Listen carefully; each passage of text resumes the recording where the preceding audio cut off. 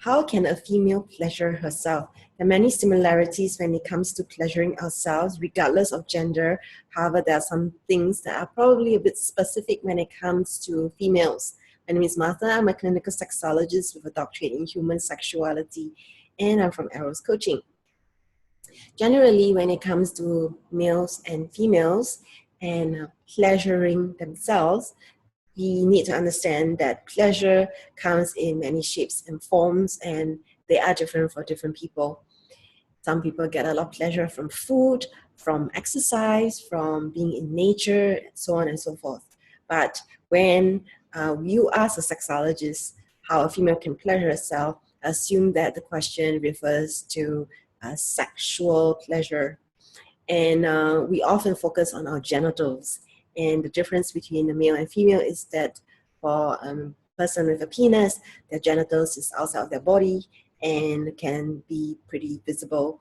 Whereas for someone with a vagina, it's not so obvious, and therefore they might not be quite so aware of their genitals. It's very important that we get accurate sex knowledge so that we understand our own anatomy.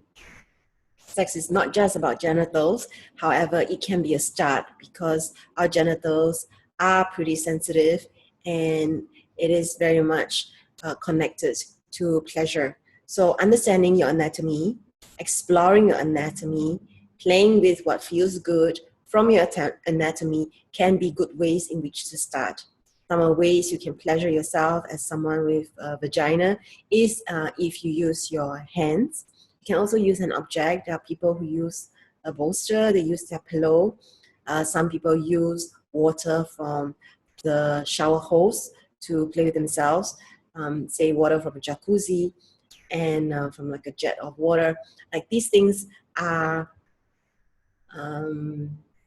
different ways in which they can pleasure themselves without using their own hands. Some people feel uncomfortable about it.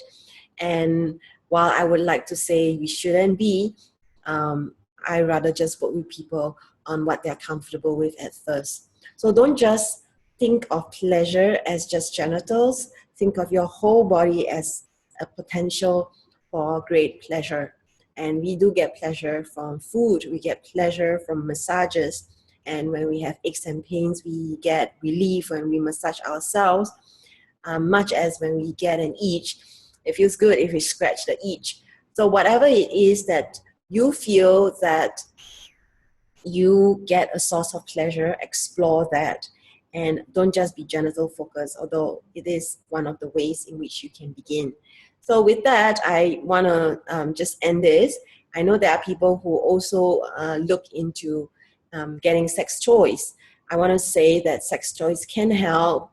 It's not going to damage your organs and you're not going to be addicted to it. Just listen to your body. Don't use too much vibration or pressure, so much so that you start to feel numb.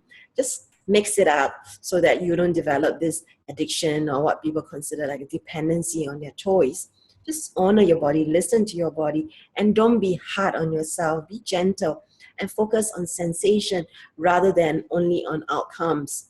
And exploring your body in different ways that helps with the development of your neuroplasticity in your brain, which means that you activate different parts of your brain. It allows you to feel more alive and feel more creative. So there are many benefits to feeling more. You certainly feel happier, and definitely we look better when it comes to people who are much more connected with them, with their bodies and also with their sexuality.